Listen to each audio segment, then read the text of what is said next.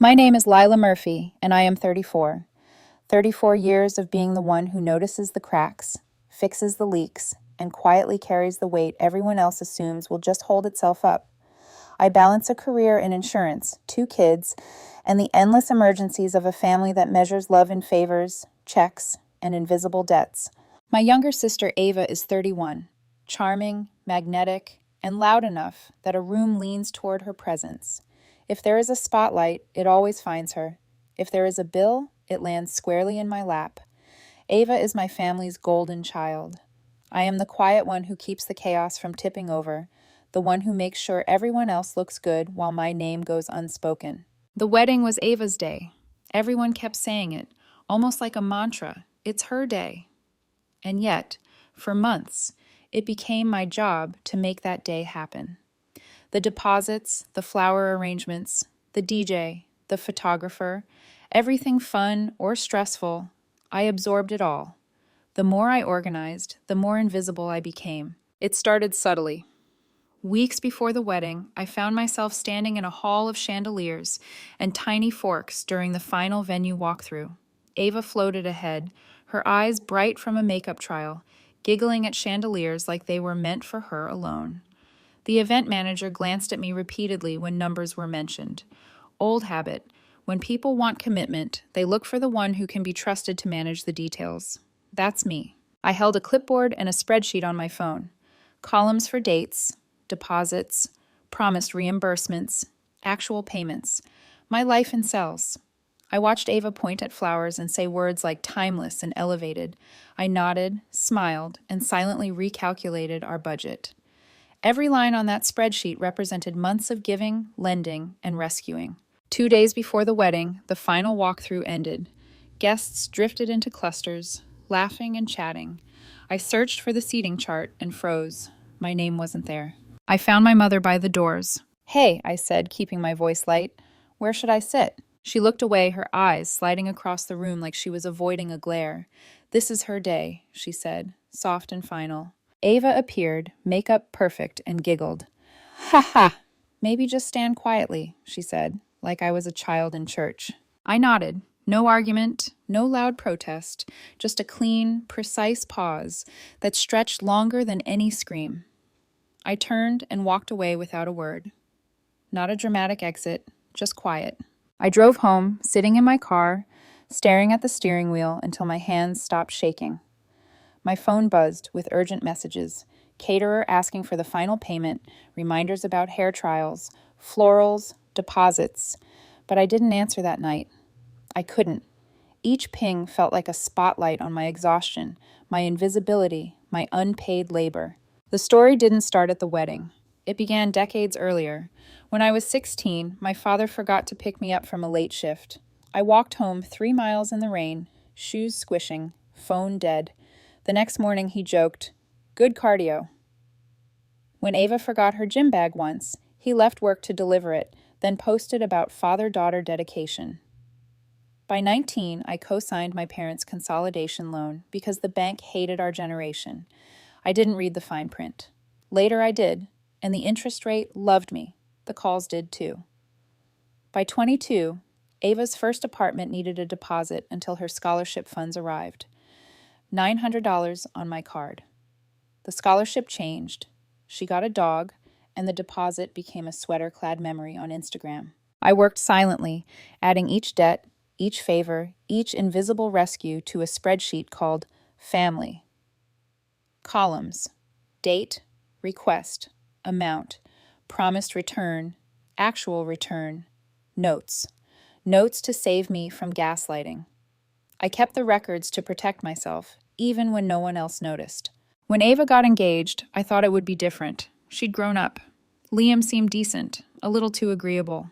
My mother sent me photos of the venue, eyes wide with excitement, asking me to put deposits on my card. $1,500 for the first hold. I said yes, without hesitation. Florals, DJ, photographer, tailoring fees, they all went through my card, landing like stones in a pile I couldn't step away from. And yet, when it came time to sit and witness the culmination of months of work, I was told to stand quietly. I walked out of the hall that day like a ghost. The world continued around me. bridesmaids adjusting dresses, coordinators buzzing like bees. The wedding hadn't started yet, but the first crack in my patience had. That night, texts piled up. Urgent messages from the caterer, from my mother, from Ava, from Liam. I opened one and froze. Final payment tonight. Can you confirm? I could feel the months of invisible labor press against my chest. I typed a single line. I asked the bride's family. And then I left my phone face down. I made tea, poured it into a mug, and sat in silence. The kettle's click was the loudest thing in my apartment. My hands hovered over the spreadsheet. Each entry was a ghost of my patience, each total a monument to all the times I'd said yes when I wanted to scream no. I thought about the upcoming wedding day, about standing silently in the back while my contributions, the financial, the emotional, the labor, were ignored. About being invisible in my own family, always expected to absorb stress and cost. A cold realization settled in. I didn't have to do this anymore. I didn't know how it would happen yet, only that the first no was waiting inside me, quiet and precise, like a heartbeat ready to be heard. And that's where it started. The next morning, my phone was a battlefield. 30 unread messages, a dozen voicemails, and the group chat buzzing like a trapped hive. Florals, catering, photographers, each ping a reminder that my labor was expected, not appreciated. My card had already borne the weight of deposits and temporary holds. Now the final balances loomed, and everyone assumed I would cover them, as always. I stared at my spreadsheet. Total contributions to date, $7,994. Promised returns, $7,994. Actual returns, 0. My parents, Ava, Liam, they all operated under assumptions that left me exhausted and invisible. I tried to set boundaries. Let's consolidate all payments through a single wedding email, I suggested. Shared tracker. Everyone sees updates. My mother's reply was swift. Oh, Lila, don't make it complicated. We trust you. Ava added a cheerful, also LOL, can you add a custom neon sign to the tracker and a champagne tower? I stared at the screen. 1,888 messages in a single day. I read them all, as usual, but my name appeared only attached to verbs.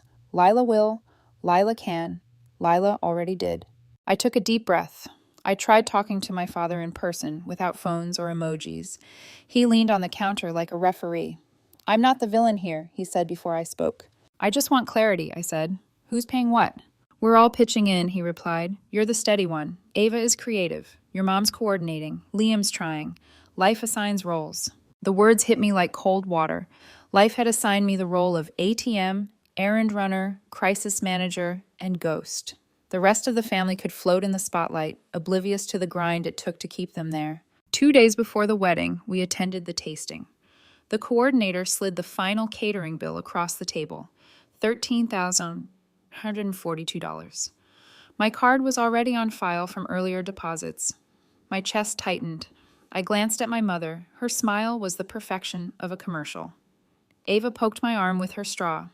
Don't be such a face, she said. It's my wedding. I know, I replied. Also, can you Venmo me $240 for my hair trial? The stylist only takes friends and family. Why me? Because you're family, she rolled her eyes. I paid it, added it to the spreadsheet. I told myself I could have a conversation after the honeymoon when the glow wore off and the bills remained heavy on the table. People were always nicer when the glitter was gone. That was my lie, and I clung to it because it was warm. Every text, every ping, every urgent request felt like a test I didn't sign up for. The group chat escalated. 27 consecutive messages. New threads titled Emergency Only, coordinators added, vendors copied. My family treated me like I was the default emergency contact for their chaos. The invisible hand meant to ensure everything ran perfectly while I went unacknowledged. Liam tried to mediate. We'll make it right, he said, sincere but powerless. I looked at him, my patience thinning. You called me brother when you needed chargers, rides, and deposits. You can call the caterer now. Ava's laugh lacked any amusement this time. So? You're punishing me? You think this is revenge? No, I said, quiet and precise. This is about closure. Closure. The word rang clean and deadly in the room. What does that even mean? Ava demanded. It means I'm done paying to be treated like I don't exist, I said. You told me to stand quietly at the back of a wedding I funded, so I'm stepping all the way back. The room fell silent. My mother reached for her phone, trembling. We'll call the Whitmans, she said, brittle. They promised to cover the rehearsal dinner. I nodded and sent a quick email to the bride's family. Then I stepped back. I found my jacket, slipped my keys into my pocket, and left. Not a slam, not a dramatic turn, just the soft push of a door against a carpet that had seen 1,000 polite exits. In my car, I put my phone on Do Not Disturb. The night was cold, quiet, and honest. I slept 8 hours without a single dream. The first true rest I'd had in months. The next morning, the text shifted from anger to negotiation, from control to quiet manipulation. The last one arrived at 1:43 a.m. from my mother. We'll talk tomorrow. You made everything harder, but we are family. Tomorrow had always been a weapon for them, a promise that I would eventually relent, but I had begun to understand the pattern. I would not. That week, I organized everything in meticulous detail. Emails with PDFs, spreadsheets with a new tab labeled wedding, columns for each date, payer, and amount, with the caterer, the photo booth, and miscellaneous items accounted for. At the bottom, I wrote in bold, all future requests must be in writing with who pays, when, and how. My default answer became no. It was methodical, cold perhaps, to those who never noticed my labor, but necessary. I had learned that boundaries were not an option. They were survival. Outside, the world went on as usual. Ava's wedding went on as well, as if I had never existed, and maybe in their eyes, I hadn't. But in my mind, a new space had opened, a corner of life where I could exist, fully present, without being invisible or exploited. A quiet revolution was forming, one cell at a time, within my spreadsheet and within myself. I took a deep breath, the first real one in weeks, and allowed myself to feel it. Freedom. Not dramatic, not performative, just mine. And I knew this was only the beginning. Days after the wedding, my phone remained a battlefield. Group chats, texts, and voicemails swirled in a chaotic storm, each ping demanding attention, each request pressing on my patience. But now I didn't respond impulsively. I didn't react to guilt or pressure. I responded strategically, carefully. The Whitmans, the bride's family, had finally stepped in to cover the catering. Their polite email sat in my inbox like a coin in sunlight. We have covered the catering as requested. We are disappointed by the behavior displayed. Reimbursement per agreement is expected from your parents. I stared at the words. Not satisfaction, just the truth. The fact that they had handled it without my interference made me realize I didn't need to be the constant fixer. I didn't need to carry the weight of every adult in the room. My parents, however, weren't used to this. My mother called incessantly, her voice a blend of panic and pleading. Lila, we need to talk. You can't abandon your sister. I'm not abandoning anyone, I said calmly, though my chest tightened. I'm stepping back. I've been carrying what isn't mine for far too long. Her voice cracked. But we are family. Family doesn't demand your labor and respect only when convenient, I countered. Even Ava reached out. I answered once. So, we're not speaking? She typed. We can speak, I replied. We just can't transact. Her response was a single eye roll emoji, followed by a photo of her dog in a bow tie. I sent a heart. That was it. Boundaries didn't have to be dramatic. They only had to be consistent. I began reconstructing my life piece by piece. My apartment, once a shrine to the chaos of others, became a space I controlled. Laundry, groceries, small indulgences, things I had postponed for the sake of family emergencies. My phone stayed on Do Not Disturb, filtered for unknown numbers. I started to sleep without dreaming of spreadsheets, deposits, or frantic texts. I took a Saturday to myself, driving 2 hours upstate, hiking a quiet trail, breathing in the wide sky, eating a sandwich alone on a rock. I laughed out loud once, startling a bird. A simple moment, yet it felt revolutionary. I had allowed myself to exist without being a servant to others' crises. Weeks passed, and the storm faded. The group chat finally went silent. The emergency-only thread never pinged again. The small fires, the petty smoke, dissipated. My family learned that their crises no longer automatically became mine. Even when my father tried subtle tests, dropping an envelope with a check and a sticky note asking me to cover something extra, I responded as I had instructed myself. I mailed it back with my own note, redirecting responsibility appropriately. The old cycle of guilt, obligation, and silent labor was broken. At work, the change was noticeable. My energy returned, my focus sharpened, and the quiet liberation in my personal life reflected in professional confidence. I no longer half lurked, half waited for the next family emergency to define my mood or my day. I was fully present for my life. My mother alternated between cold and syrupy gestures of reconciliation, which I accepted on my terms. Lunches or apologies were only attended when I wanted to engage, not when they demanded a performance.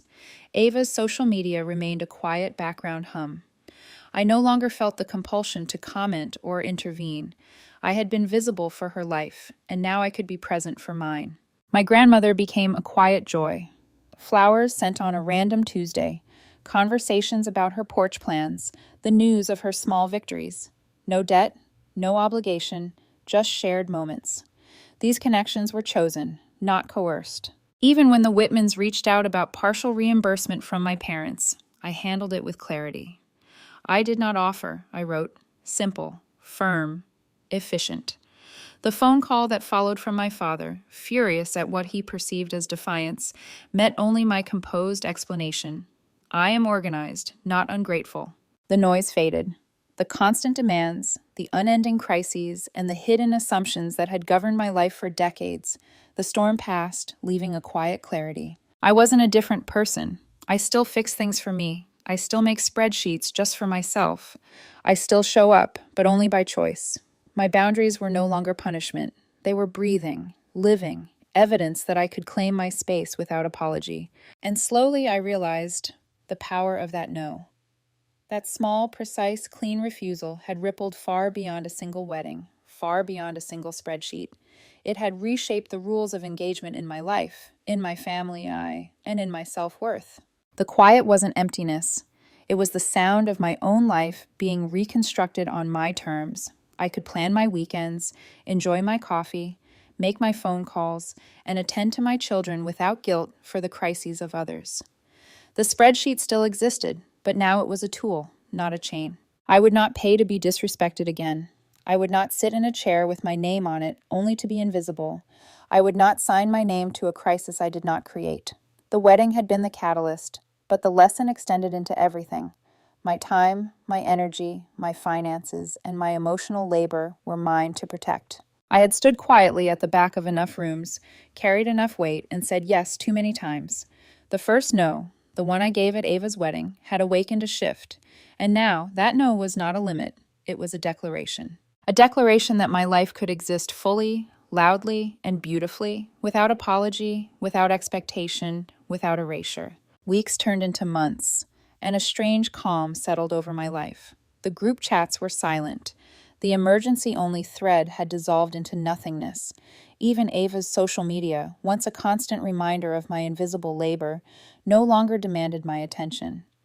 For the first time in years, I could breathe without an immediate crisis waiting to claim me. I walked through my apartment one Saturday morning, sunlight cutting across unpacked boxes. These boxes, once markers of transition or placeholders for family emergencies, now stood quietly. I had room to move without guilt or obligation. My coffee in hand, I finally allowed myself to pause and consider the space I'd carved. The Whitmans had done what I couldn't force my own family to do. They respected contracts, boundaries, and responsibility. They reminded me that accountability was external to my constant intervention. I realized that much of the strain I had carried was unnecessary, self-imposed, and tolerated because I had been trained to believe it was expected. My parents tried, in their own ways, to test the boundaries. A check slipped through the mail slot with a note. My impulse had been trained for decades. Deposit, cover, repair. But now I mailed it back, leaving a note that redirected responsibility appropriately. The small victories of self-respect piled quietly, imperceptibly at first, then with a growing sense of liberation. I began small personal rituals, planning my weekends, scheduling walks with my children, buying flowers, not for someone else, but because they delighted me. Even my work reflected the shift. Tasks that had once been weighed down with resentment now felt manageable. I could care about outcomes without carrying the emotional labor for everyone else. Ava reached out months later with a text that seemed casual, almost testing. "So, are we speaking again?" I paused before answering. "We can speak, we can't transact." Her response, a simple eye roll emoji followed by a picture of her dog in a bow tie, was laughable, yet somehow symbolic.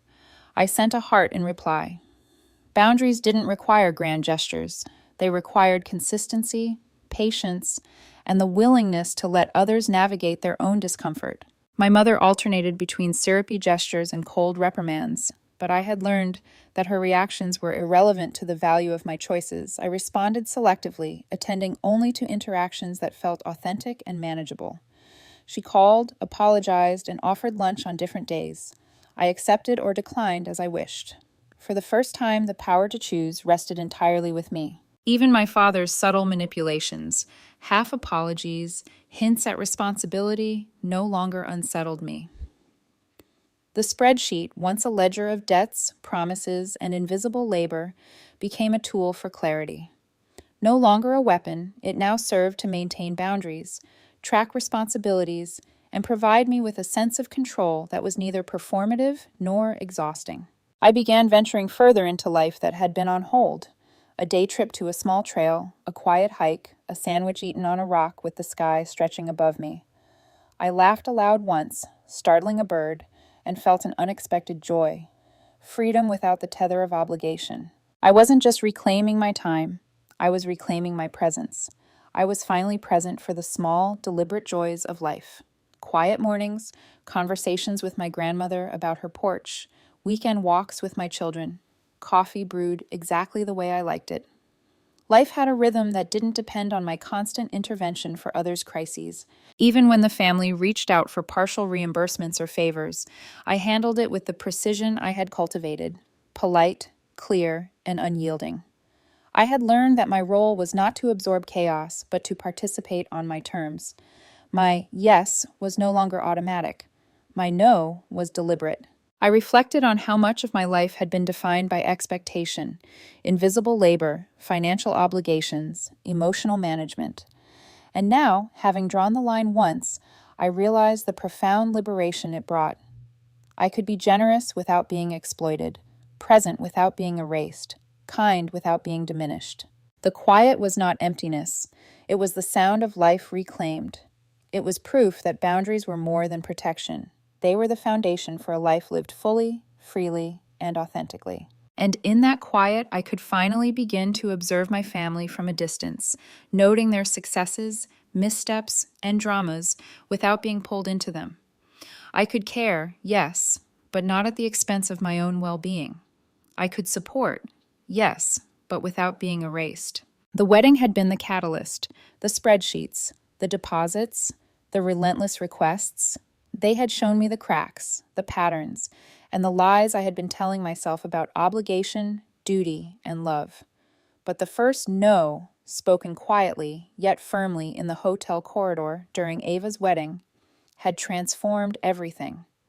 That no echoed beyond a single moment. It reshaped the rules, and with them, my life. I smiled at the realization. I had stood quietly at the back of enough rooms. I had carried enough weight. I had said yes too many times. Now I could exist fully, unafraid, unapologetic, and in control. And in that quiet resurgence, I finally understood. Freedom wasn't loud. It wasn't dramatic. It wasn't about proving anything to anyone else. Freedom was simply beautifully mine. Months had passed since the wedding chaos, and life had settled into a rhythm I hadn't known in years. The constant buzz of group text, urgent requests, and silent expectations had quieted. The space I had carved, both physical and emotional, allowed me to see my family not as a chain of crises to solve, but as individuals with their own paths, consequences, and responsibilities. The Whitmans remained a steady reminder that boundaries could be respected and agreements honored. Their handling of the catering and the clear communication about reimbursement had shown me that not everyone assumed I would shoulder responsibility by default. That lesson had extended beyond weddings, beyond spreadsheets, into every interaction I now had with my family. My parents, predictably, reacted in waves. My mother's calls vacillated between syrupy attempts at reconciliation and subtle guilt-laden reproaches. My father tested, nudged, and occasionally tried to provoke the old reflexes of compliance, but I no longer lived by their assumptions. I responded selectively, firmly, and without apology. When checks arrived unexpectedly, I redirected them. When inquiries came, I answered with clarity. My yes was deliberate, my no resolute. Ava remained a quiet presence on social media and occasionally in my inbox. Our exchanges were minimal, punctuated by emojis or pet photos.